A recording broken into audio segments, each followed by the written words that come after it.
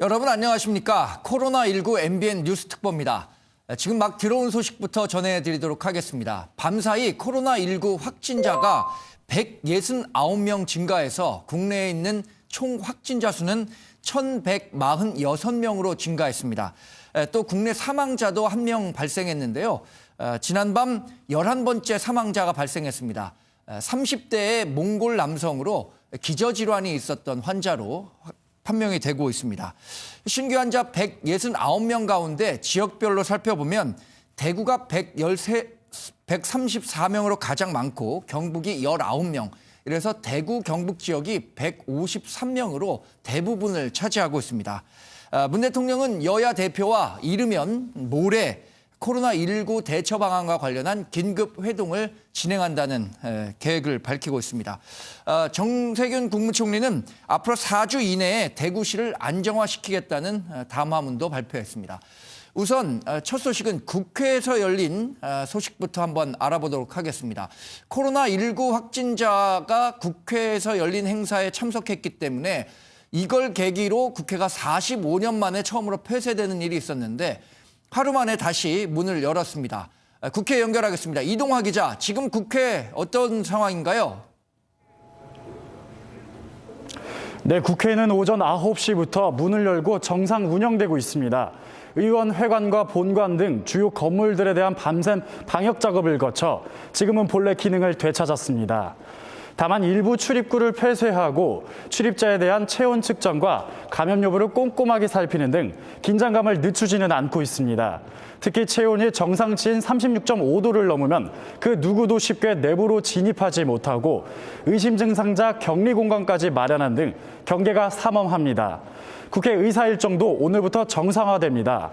당장 여야는 오늘 오후 2시 본회의를 열어 이른바 코로나 3법 처리에 나섭니다. 법이 통과되면 확진자가 검사를 거부할 경우 벌금형에 처할 수 있고 전염병이 돌 땐 정부에서 마스크 수출을 제한할 수 있습니다. 또 감염병 유행 지역에서 온 외국인은 입국 금지시킬 수도 있습니다. 이와 더불어 국회 차원의 코로나19 대책 특위도 구성해 본격적인 대응에 나섭니다. 지금까지 국회에서 MBN 뉴스 이동화입니다. 지금 코로나19 확진자가 가장 많이 발생하고 있는 집단은 신천지죠. 신천지 측이 신도 명단과 연락처를 정부에 제공했습니다. 현재 집계된 신도는 21만 명으로 정부는 명단에 따라서 전수조사하겠다는 방침입니다. 주진희 기자가 보도합니다. 신천지 이만희 총회장이 신도들의 명단을 제공하고 전수조사하기로 했다는 특별 편지를 발표하고 정부도 해당 사실을 발표했습니다. 정부는 어제 신천지 교회 측과 협의를 통해 전체 신도 명단과 연락처를 받기로 합의하였습니다. 중대본에 따르면 현재 집계된 신도들의 숫자는 21만 5천 명으로 지난 일요일 신천지가 언급했던 것과는 조금 다릅니다. 신천지 예수교회 전 성도 24만 5천 명에게 외부 활동을 자제할 것을 공지하였습니다. 이만희 총회장의 편지에서는 예비 신도, 즉 교육생도 코로나19 검사를 받게 하겠다고 했지만 이 명단이 빠진 것으로 보입니다. 정부가 명단을 요구하자 신천지 측은 각 지회 차원의 예비 신도라 중앙본부에서는 확보할 수 없다는 입장을 전한 것으로 전해집니다. 일단 정부는 확보한 명단을 즉각 지역 보건소와 공유해 고위험군 검사부터 시작할 예정입니다. 적어도 한 달 정도는 소요되지 않을까 싶습니다. 이 한 달이라는 기간은 진짜 검사실을 완전 풀로 가동했었을 때라 검사실의 피로 누적이 굉장히 심하게 될 겁니다. 신천지는 개인정보 유출을 우려해 신도들의 이름을 제외한 주민등록번호와 주소 등을 제공했고 연락처 갱신에 따라 신도의 숫자는 변동될 것으로 보입니다. MBN 뉴스 주진입니다. 이렇게 신천지가 제출한 교인 명단에 예비 신도, 이른바 교육생 신도의 명단은 빠진 것으로 알려졌습니다. 코로나19 검사 대상에서 빠진 교육생 신도들을 통한 감염 우려가 나오고 있습니다. 권용범 기자입니다. 신천지는 총회 아래 12지파와 74개 교회로 구성되는데 교회마다 선교센터, 이른바 공부방을 적어도 1개 이상 운영하고 있습니다. 신천지가 어제 중앙재난안전대책본부에 제출한 교인 명단에는 공부방에서 교육을 받는 교육생 신도의 명단이 빠졌습니다. 지난해 신천지 신도 숫자가 16,000명 넘게 늘어난 걸 고려하면 교인 못지않게 교육생 신도의 숫자도 상당할 것으로 추정됩니다. 문제는 교육생 신도들이 전도 과정에서 자신이 신천지를 통해 코로나19에 감염됐을 가능성을 모르고 있을 확률이 높다는 겁니다. 심리 검사 등을 빌미로 접근해 성경 공부 모임까지 정체를 숨겨 교육생 신도들은 신천지라는 걸 인지하지 못하기 때문입니다. 실제로 지난 23일 광주에서 확진자가 교육생들을 가르친 100여 명 규모의 성경 공부 모임에서 확진자가 추가로 확인됐습니다. 신천지는 교육생 제외 논란이 일자 교육생도 검사를 받을 수 있게 하겠다고 밝혔습니다. MBN 뉴스 권용범입니다. 코로나19 확진자와 사망자가 집중된 신천지 대구교회와 청도 대남병원 간 연결고리를 추정할 수 있는 단서가 나왔습니다. 경찰이 이달 초 대남병원에서 열린 신천지 교주 이만희 형 장례식에 조문객 명단을 확보한 건데 이 명단엔 신천지 대구교회 교인 이름도 있었습니다. 김지영 기자입니다. 코로나19 확산의 진원지가 된 신천지 대구교회와 청도 대남병원. 이달 초 이만희 신천지 교주의 친형 장례식이 대남병원에서 열린 사실이 알려지면서 방역당국은 교회와 병원 간 연결고리를 찾는 데 주력했습니다. 이런 가운데 경북지방경찰청이 장례식장에 참석한 조문객 명단을 확보한 것으로 알려졌습니다. 170여 명의 이름이 적힌 명단엔 다수의 신천지 신도 이름도 담겼습니다. 신천지 포항, 대구, 경주교회 등 나란히 적힌 교회 이름 옆엔 교인이라고 쓰여 있습니다. 집단 감염이 일어난 대구 교회를 포함해 다른 지역의 신천지 신도들이 장례식장을 다녀간 것으로 볼 수 있는 대목입니다. 방역당국은 경찰로부터 넘겨받은 조문객 명단을 토대로 참석자 파악에 나섰습니다. 조의금이나 이런 거를 내신 그런 명단들 또는 신도에서의 참석자 이런 명단들을 좀 파악을 해서 조사가 진행 중에 있고 조문객 명단을 바탕으로 대구 경북 지역 대규모 전파의 감염 경로를 밝혀낼 수 있을지 관심이 쏠립니다. MBN 뉴스 김지영입니다. 대구보건소 감염예방팀장이 확진 판정을 받기 전까지 신천지 교인인 걸 숨겼던 소식 어제 전해드렸는데요. 청송교도소 교도관 역시 신천지 예배와 모임에 참석한 걸 알리지 않고 근무하다가 확진 판정을 받았습니다. 신용식 기자가 보도합니다. 경북 북부제2교도소에 근무하던 27살 교도관이 코로나19 확진 판정을 받아 교도소 수감자와 동료 직원 50여 명이 격리됐습니다. 이 교도관은 지난 16일 신천지 교회 예배에 참석한 뒤 열이 나는 등 의심 증상을 보였는데 신천지 모임에 참석한 걸 숨기다 그제 확진 판정을 받았습니다. 이 교도관은 교도소는 물론 법무부에도 신천지 교인인 걸 숨겼지만 청송군 보건의료원이 예배 참석자 명단에서 이름을 확인해 검사를 요청하자 그제야 검사를 받고 감염 사실이 드러났습니다. 확진되기 전에 이분과 접촉했는 사람 식당에서 만나고 교회에 방문하고 해서 지금까지 한 60여 명이 있는데 이 교도관은 확진 판정이 나오기 전까지 교도소 직원 18명과 수감자 37명과 접촉했습니다. 교도소 측은 접촉한 직원들을 2주간 자가격리 조치하고 수감자 37명은 별도의 소용동으로 옮겨 의심 증상을 확인하고 있습니다. 그러나 교도소 안에 약 400명의 수감자가 더 있는 것으로 알려지며 집단 감염 우려가 나오고 있습니다. 교도소 측은 바이러스 확산을 막기 위해 교도소 건물 전체를 방역하고 접촉자 전원에 대해 감염 여부 검사를 시행했다고 밝혔습니다. MBN 뉴스 신용식입니다. 서울 강동구에 있는 대형 교회인 명성교회 부목사가 코로나19 확진 판정을 받았습니다. 청도 대남병원 장례식장을 방문한 뒤에 감염된 것으로 추정되는데요. 감염 사실을 모르고 2천여 명의 교인들이 모인 예배에 참석했습니다. 김종민 기자입니다. 등록된 교인만 8만 명이 넘는 서울의 명성교회 부목사 A씨가 코로나19 확진 판정을 받았습니다. A 부목사는 지난 14일 오후 교인 가족의 장례식에 참석하기 위해 신도 5명과 청도 대남병원을 방문했습니다. A 부목사의 집에 머물고 있던 지인의 20대 딸도 추가 확진자로 확인됐는데 장례식에 함께 갔던 다른 교인들은 다행히 음성 판정을 받았습니다. 감염 소식이 전해지자 A 부목사가 신천지 이만희 회장의 형 장례식에 참석했다는 루머까지 돌았지만 사실이 아닌 것으로 확인됐습니다. 일주일 이상 떨어져 있어요. 그 이만희 형 자식. 네, 그렇죠. 그거하고 그렇게 떨어졌는데 이상하게 그러네 보니까. 하지만 A 부목사가 장례식장을 다녀온 직후인 16일 주일 예배에 참석한 것으로 파악됐습니다.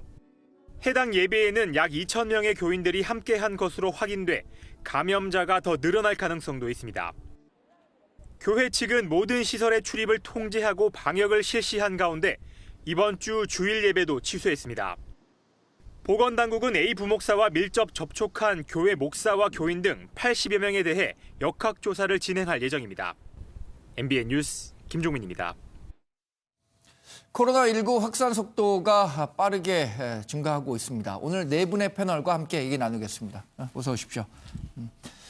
정세균 국무총리가 코로나19 확산 사태와 관련해서 오늘 오전에 또 한번 대국민 담화를 발표했습니다. 직접 정 국무총리의 내용 한번 들어보고 이야기 이어가겠습니다.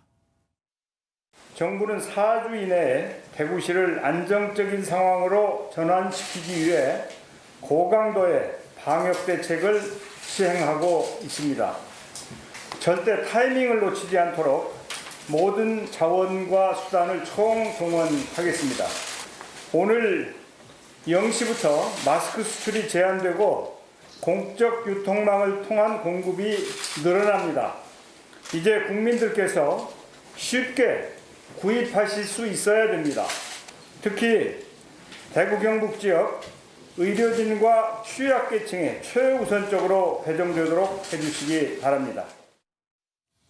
네, 사실 코로나19 전에도 우리 사회는 몇 차례 대규모 감염병 사태를 겪기도 했었죠.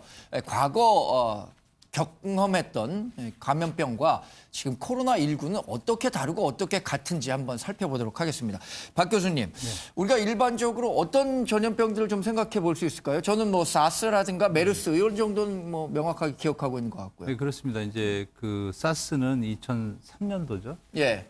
지금 자료에 나오지만 2003년도 당시에 이제 노무현 대통령이었고 고건총리 그리고 김하중 장관이라고 간호사 출신 장관이었습니다. 그때 그랬고 신종플루 때는 2009년도에 우리나라로 크게 확산이 됐었고요. 그다음에 뭐 잘 아시는 지금도 기억이 생생하지만 2015년 5월 20일 날 메르스가 들어와서 중동에서 당시에 이제 이거는 이제 지금하고 조금 다른 게 원내 감염이라고 그래서 병원을 중심으로 환자가 형성이 돼서 당시에 186명이 걸려서 38명이 돌아가셨습니다. 저 가운데 사스와 메르스, 코로나는 일종의 형태만 조금 변형됐을 뿐이지 똑같이 이게 박쥐가 동물을 매개로 인간에게 전염된 질병이라는 점에서는 같은 거죠? 네, 그렇습니다. 지금 말씀하신 사스, 메르스, 코로나는 이제 우리가 사스 코로나, 메르스 코로나 이것도 다 코로나라고 해서 일반 사천지간으로 보면 되고요. 신종플루는 지금 당시에는 뭐 신종이라고 그랬지만 지금 이제 플루라고 그래서 H1N1, H 계열의 1N1이건데 이건 이제 독감 종류라고 해서 좀 다르게 보시면 되겠고요. 당시에 지금 치사율도 보면 신종플루 같은 경우에는 메르스나 이런 거에 비해서는 굉장히 나갔고요. 지금 코로나 같은 경우는 지금 현재 1,100명이 넘었고 사망자가 11명이어서 지금 이제 2% 정도 하고요. 메르스는 아까 말씀드렸듯이 20%, 그다음에 신종플루는 75만 명이 걸렸기 때문에 사실상 지금 당시에는 굉장히 공포감이 있었지만 지금 보면 사실은 독감 수준 정도로 되고요. 사스 같은 경우는 우리나라에서는 치사율이 환자가 당시 한 3, 4명 있었던 것 같은데 정확한 통계는 아니었어요. 근데 전 세계적으로는 당시에 사스가 8,000명이 걸려서 800명이 사망을 하셨습니다. 그래서 한 10% 정도 되겠습니다. 저희가 표로 정리를 했습니다만 그렇게 보면은 메르스와 코로나의 특징은 메르스는 높은 치명률, 치사율을 기록했었던 반면에 전파 속도가 좀 낮았고 반대로 지금 코로나19는 치사율을, 치명률은 좀 낮지만 전파 속도가 굉장히 빠른 특징을 나눠볼 수 있겠네요. 네, 그렇습니다. 지금 제일 걱정인 게 이 신천지에서도 상황이 발생했지만 숫자가 주말에 보면은 20명대, 30명대에 머물다가 갑자기 이른바 이제 폭발적으로 2배, 3배 늘어나면서 오늘 드디어 이제 1,000명을 넘어섰는데 당시에 메르스 상황도 비교해도 그렇고 이렇게 이제 급박하게 올라가지는 않았었거든요. 그리고 신종 플루, 특히 사스 때도 그렇고 숫자가 지금처럼 물론 이제 그때하고 다른 점은 당시에는 이제 먼 지역, 중동 지역이나 먼 지역에서 왔기 때문에 예. 입국자가 기본적으로 적은 게 사실이었는데 지금 뭐 중국에서 현재도 뭐 4천 명 이상 들어오는 상황이기 때문에 예. 숫자가 압도적으로 많다 보면 노출이 많이 되고 노출이 많이 되니까 이제 환자가 더 많이 발생하는 상황이 있습니다. 그래서 네. 단순 비교는 어렵지만 어쨌거나 현재가 네. 속도도 빠르고 독감에 비해서도 치사율이 높은 좀 위험한 상황이라고 할 수 있겠습니다. 지금 정부는 제한적 지역사회 감염이라고 얘기를 하고 있는데 검진을 지금 받고 있는 사람만 해도 16,000명으로 크게 증가했기 때문에 최근의 증가 속도를 고려한다면 앞으로도 당분간은 굉장히 많은 확진자가 추가로 발생할 수밖에 없는 상황으로 봐야겠죠. 그렇습니다. 지금 현재 보면 기본적으로 신천지 교회에 있는 분들에 대한 그 전수조사가 아직 안 끝났고요. 또 네. 명단을 지금 22만 명을 지금 별도로 네. 받는다는 거 아니겠습니까? 그렇게 받아서 다시 또 조사를 하면 기본적으로 조사 건수가 많아지면 현재로 보면은 확진자가 높아갈 가능성이 있기 때문에 물론 이분들이 현재 중요한 거는 기본적으로 자택이나 일정한 장소에 머물 수 있도록 권유를 했기 네. 때문에 추가적으로 전파의 가능성은 낮지만 환자가 늘어날 수 있는 구조는 당연히 현재 상황입니다. 네. 신종 코로나19가 처음 발생한 곳이 중국 우한이라는 도시죠. 중국 우한에서는 사망자도 굉장히 많이 발생하고 확진자 수도 계속 증가하고 있는데 사실 중국과 관련한 뭐 일이 이렇게 발생했을 때 우리가 입국 조치와 관련해서 제한을 특별히 두지 않았는데 굉장히 좀 우리가 실망스러운 건 오히려 중국이 우리 국민에 대해서 입국 통제를 시작했다라는 소식도 어제부터 들리고 있습니다. 엄혜림 기자 어떻습니까? 중국의 입국 통제는 어떤 식으로 이루어지고 있나요? 일단 어제 제주항공 승객 167명 전원이 격리됐습니다. 네. 이 중엔 중국인과 한국인이 이제 섞여 있는 그런 거였는데요. 또 중국 난징공항에서도 승객 중 한 명이 발열 증세를 보이자 네. 그 주변에 앉았던 승객 한 40명 정도를 격리 조치했다고 합니다. 네. 그 외에도 뭐 상하이라든가 베이징에서도 일단 격리하는 수준으로 입국 제한 조치를 지금 하고 있는데 그에 앞서 어제 홍콩에서 먼저 어쨌든 중국의 일부긴 하지만 홍콩에서 우리나라 국민에 대한 그 홍콩 입국 금지, 전면 금지 조치를 했다는 점을 좀 눈여겨볼 만한 것 같습니다. 네. 중국이 우리나라 국민에 대한 입국 통제를 시작했다는 소식에 굉장히 좀 실망한 분들 많을 것 같고요. 또 아프리카에 있는 모리셔스라는 국가에 신혼여행을 간 사람들이 격리되는 조치도 있었고 이스라엘을 방문했던 성지순례단이 전 세계로 다시 귀국하는 일도 있었는데 전 세계 다른 국가들이 우리나라 국민에 대한 입국 금지를 내리고 있는 곳이 지금 꽤 많아졌죠? 네, 그렇습니다. 지난번에 제가 이 코너를 통해서, 이 방송을 통해서 이렇게 말씀을 드렸습니다. 예. 러시아가 죄송합니다. 러시아가 국경을 폐쇄했을 때 예. 러시아 측이 말한 건 이겁니다. 자신들이 중국과의 국경을 폐쇄한 이유는 정치적 판단이 아니라 의학적 판단이다 이렇게 표현을 했습니다. 네. 각 국별로 지금 한국인과 관련해서 입국 통제를 하는 나라들의 공통점은 전부 다 정부에서 이렇게 발표를 하는 것이죠. 자국민들의 건강, 생명을 위해서 예. 의학적 판단으로 그렇게 하고 있다. 여기에 제가 피터 나바로 미국 백악관 무역제조업 정책국장이 폭스뉴스에서 나와서 한 발언이 있습니다. 네. 이런 위기 때는 동맹이 없다는 것을 알아야 한다. 이렇게 표현을 했는데 중요한 것은 이게 정치적 판단, 외교적 판단, 정무적 판단보다 앞서는 것은 예. 의학적 판단이라는 것이죠. 그렇기 때문에 의학, 그러니까 전문가들이 지금 이 부분과 관련해서 의견을 냈을 때 그것을 정부가 얼만큼 수용할 수 있느냐, 과학적인 어떤 근거를 갖고 그 조치를 취하느냐에 따라서 이제 그 각국별로 이렇게 나오고 있으니까 네. 사실은 여기에 대해서 원망할 것이 아니라 중요한 것은 이겁니다. 우리가 지금 외교적인 어떤 노력이 있느냐. 그러니까 정부가 어떤 재난이 있을 때 상황을 통제해야 하는데 그 상황 통제는 정보의 통제입니다. 통제한다는 게 다른 뜻이 아니라 예. 정확하게 현재 상황을 알린다는 것이죠. 그건 내국인만이 아니라 외국에도 정확하게 국내 상황을 알려야 되는 것인데 지금의 20개국으로 계속 번져나가는 그 원인 중에 하나는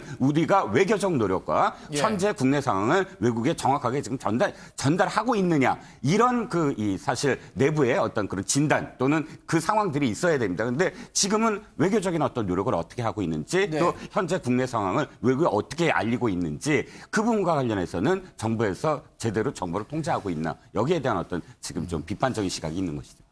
여하튼 어쩌다 우리가 중국으로부터 우리 국민이 입국 통제를 받아야 되는 수준까지 왔는지 뭐 상당히 답답한 마음이 앞섭니다. 이에 앞서서 우리 정부가 왜 중국인에 대한 입국 제한 조치를 선제적으로 내리지 않는가에 대한 논란도 한창이었죠. 지금 생각하면 국내도 제한적 지역사회 감염이 현실화된 상황에서 중국인에 대한 입국 제한 조치가 현실성이 없다라는 주장이 있는 반면에 그래도 지금이라도 해야 된다라고 주장하는 분들도 있습니다. 주 교수께서는 어떻게 판단하십니까? 사실 지금에서는 저는 실효성이 조금 의문이 됩니다. 왜냐하면은 전면적 입국 금지를 했을 때 거기에 이제 투입될 수 있는 그 인력들을 사실 지금 제한적 지역사회, 우리나라 안에 있는 감염자들을 막고 완화시키는데 투자해야 된다라고 생각하는 입장에서는 지금에서는 사실 전면적 입국 금지가 좀 실효성이 없다고 보이지만 앞으로 이런 부분에 대해서 사실 사스 때와 지금과는 완전히 다른 부분이 지금 중국이라는 것이 하루에도 4,000명 이상이 입국과 출입을 했었다라는 것을 미뤄봤을 때 처음에부터 사실은 외교적 항의의 조치로라도 전면적 입국 금지를 시행했어야 되는 부분에 대해서는 분명히 짚고 넘어가야 될 것 같고요. 아까 이제 이종근 평론가님 말씀을 조금 이어서 말씀드리면 저는 이렇게 지금 각국에서 입국 통제를 한국에 대해서 하고 있는 거에 대해서 외교부의 대응이 매우 부족하다라는 생각을 하고 있습니다. 왜냐하면 일본과 비교를 해봐도 일본은 지금 검사받는 숫자 자체가 우리 국내 대한민국과는 차이가 크거든요.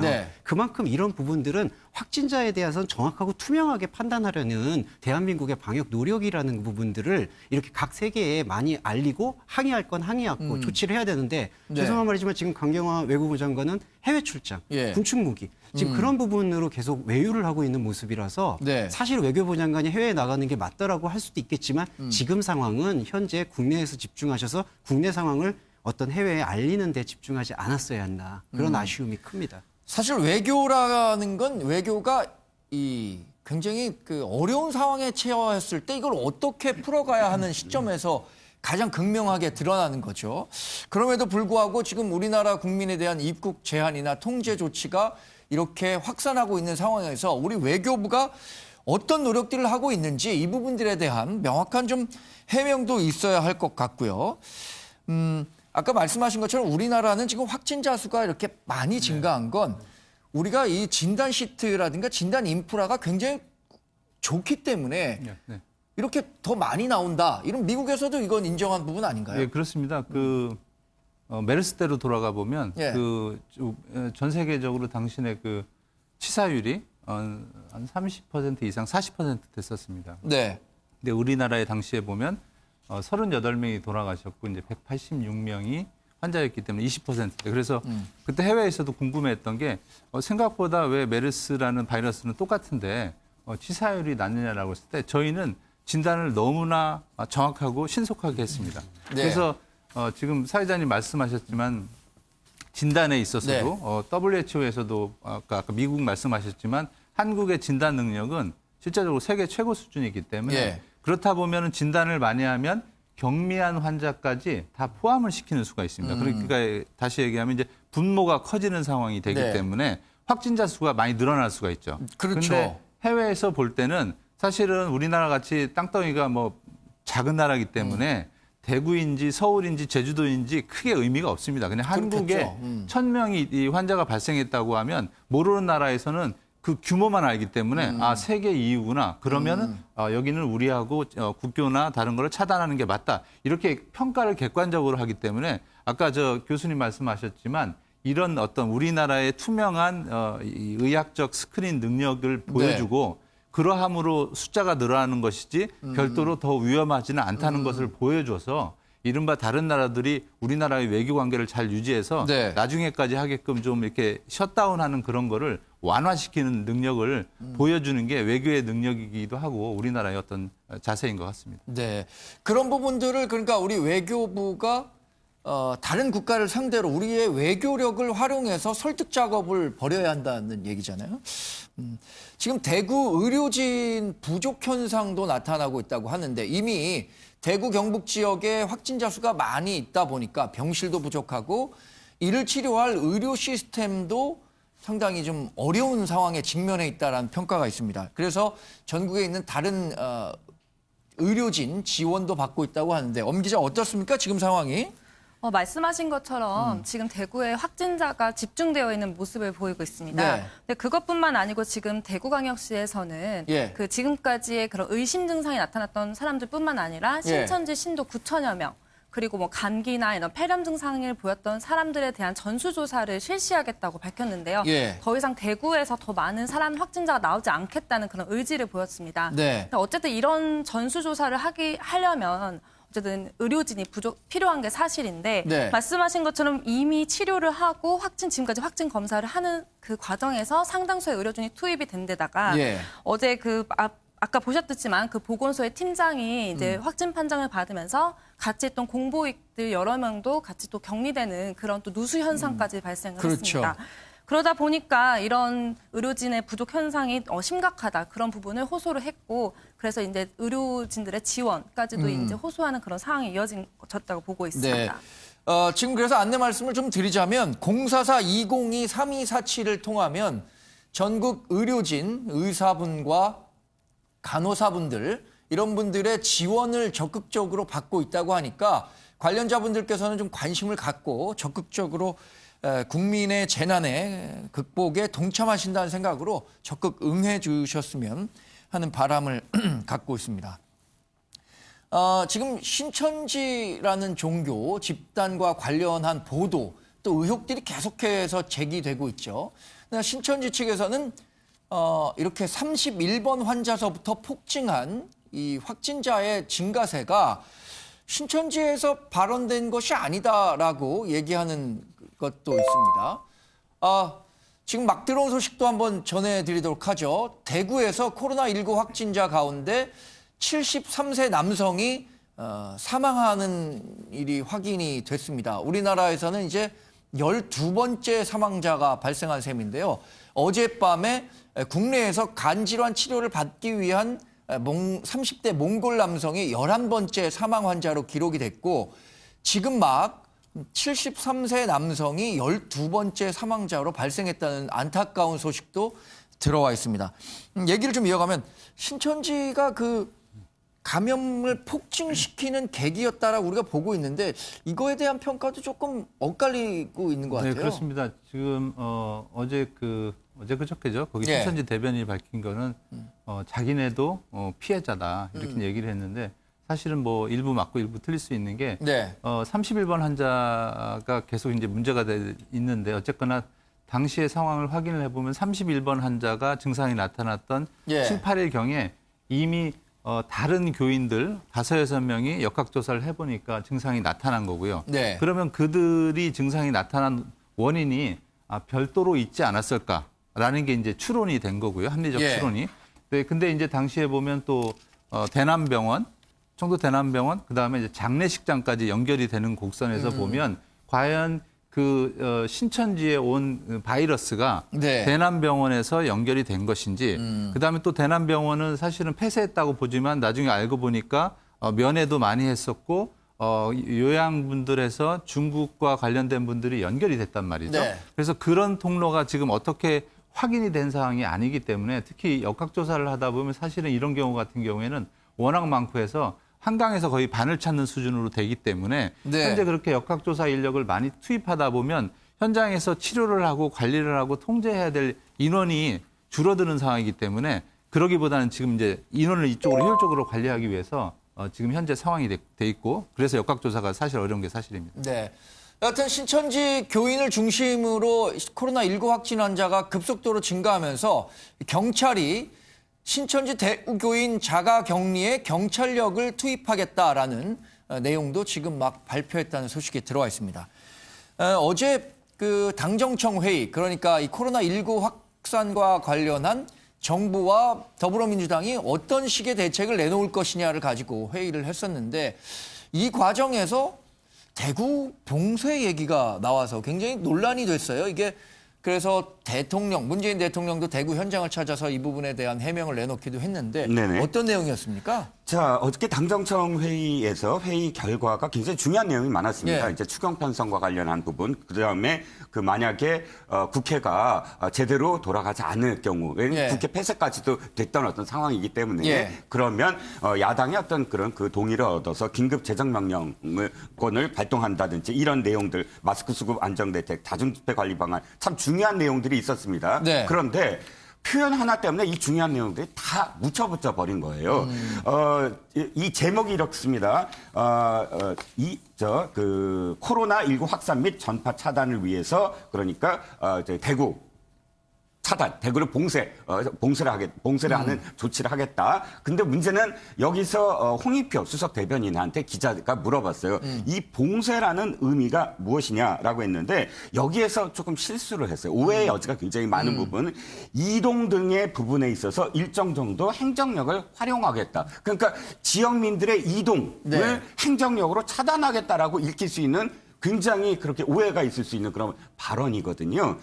그래서 바로 이제 이 일부 언론들이 그럼 지역민 봉쇄냐 그리고 대구 시민들이 거기에 대해서 공포감이 좀 확산되자 네. 바로 또 문자 메시지를 보냈습니다. 그게 아니라 그 전파 그러니까 이 방역망을 촘촘히 하겠다는 그런 의미다. 추가 확진자 발생 소식도 있었고요.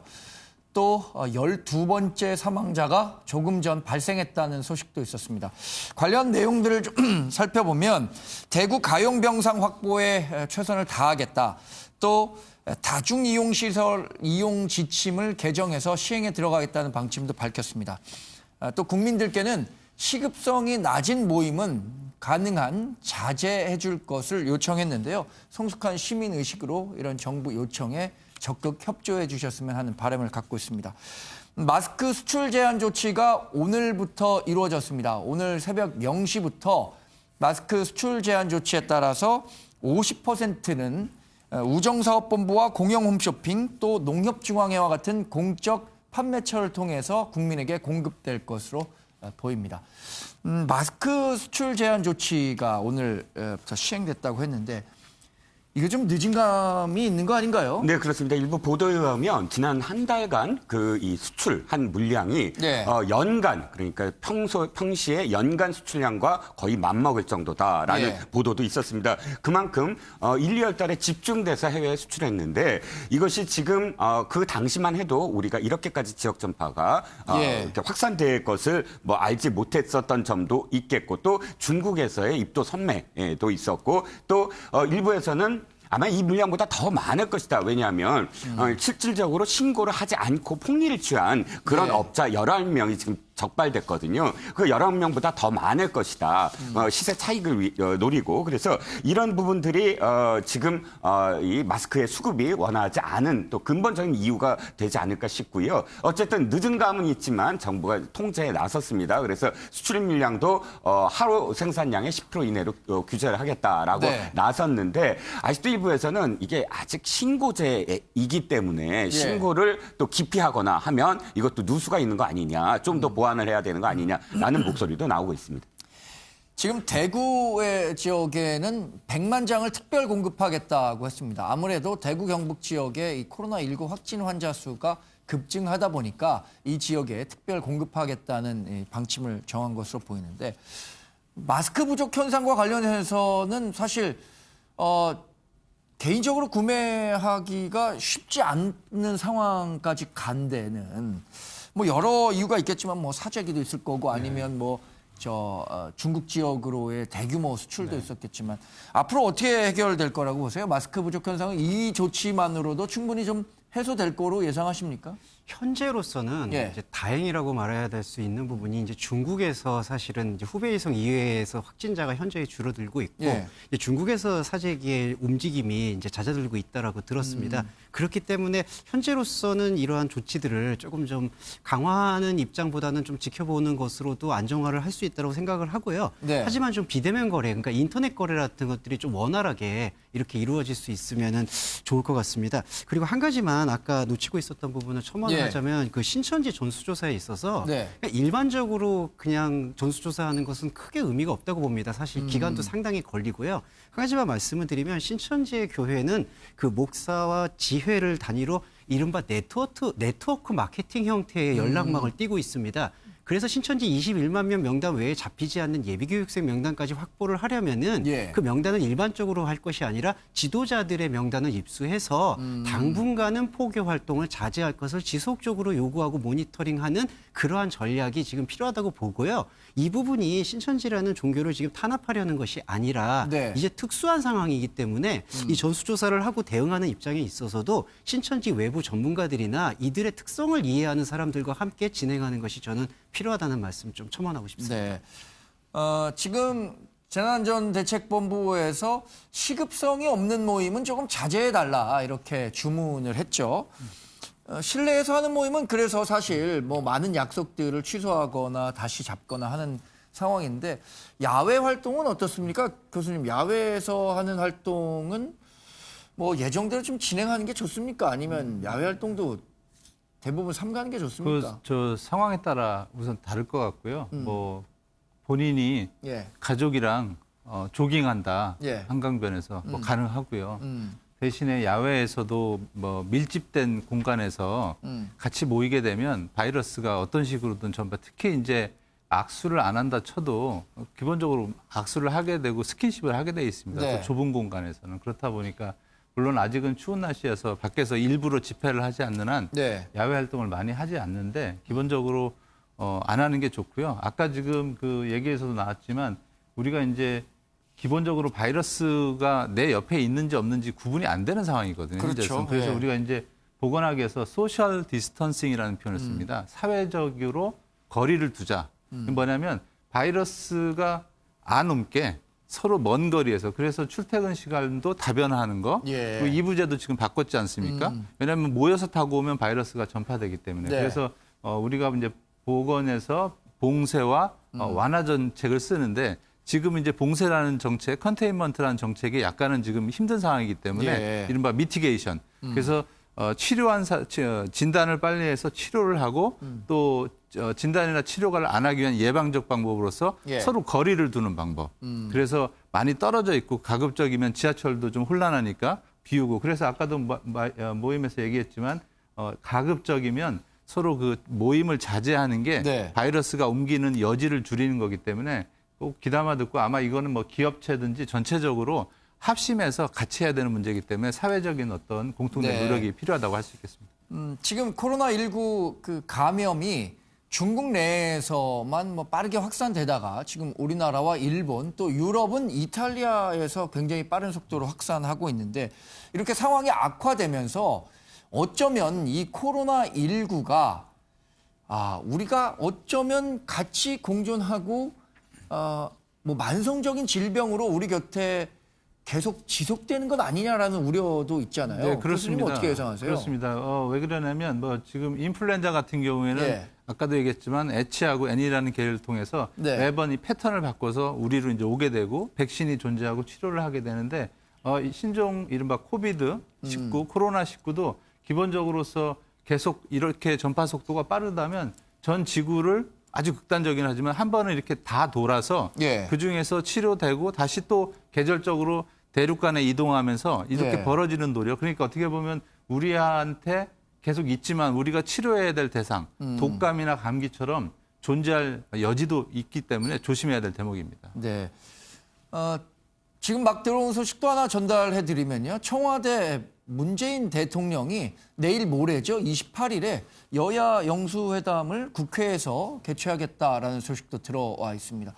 어떤 얘기들을 좀 오고 갈 거라고 보세요? 일단 가장 급한 게 추경과 관련한 문제입니다. 지금 예비비도 시급하게 뭐 투여가 되겠지만 추경과 관련해서 두 가지 방안이죠. 하나는 긴급 재정 명령권 같은 것을 발동할 것이냐 말 것이냐. 이건 일종의 긴급 조치거든요. 그런데 현재 국회가 오늘부터 정상화됐으므로 아마도 긴급 재정 명령권까지는 가지 않을 것 같습니다. 그렇지만 추경 액수를 둘러싸고 여야 간에 또 이제 공방이 벌어질 가능성은 있어요. 야당 자유한국당에서는 불효불급한 예산은 철저하게 검증을 하겠다라고는 입장이고 정부 입장에서는 한시라도 급하다라는 입장이라서 그런 부분들을 또 이렇게 서로 의견을 교환하고 또 중요한 것도 지역 사회 특히나 이제 대구 경북의 어떤 민심이 굉장히 극도로 지금 악화되고 있지 않습니까? 그러니까 이건 정쟁을 떠나서 사실은 지역민들 또는 전국의 어떤 국민들의 안심시키는 어떤 방안이 무엇일까 이런 부분들이 아마도 논의될 것으로 예정돼 있습니다. 사실 코로나19 사태가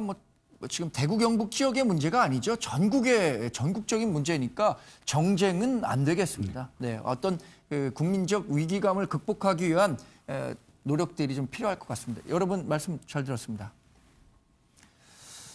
네, 개인 위생 관리가 어느 때보다 중요한 시점입니다. 시급한 모임이 아니라면 다시 좀 조정을 하시고요. 정부의 방역 대책에 적극 협조해 주시면 고맙겠습니다. 저희 MBN은 오후에도 뉴스 특보를 통해서 코로나19 관련 소식 집중적으로 전달해 드리도록 하겠습니다. 고맙습니다.